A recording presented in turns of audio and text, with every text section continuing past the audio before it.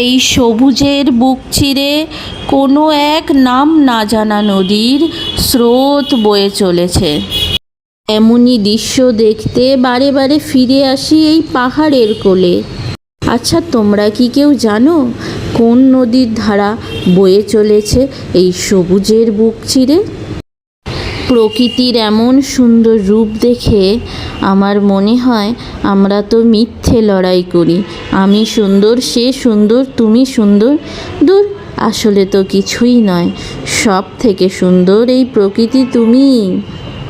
তোমার থেকে সুন্দর আর কেউ হয়নি। প্রকৃতির এই রূপ, এই সৌন্দর্য দু চোখ ভরে, মন ভরে উপভোগ করা যায়, কিন্তু ভাষায় প্রকাশ করা খুব মুশকিল। নিজের চোখে না দেখিলে বোঝা যাবে না এই প্রকৃতি কত সুন্দর। আচ্ছা, তোমরাই বলো তো বন্ধুরা, আমি কি কোথাও ভুল বলেছি? এই সৌন্দর্য ঘন্টার পর ঘন্টা বসে থেকে উপভোগ করার পরও মনে হয় সময়টা বড্ড কম হয়ে গেল।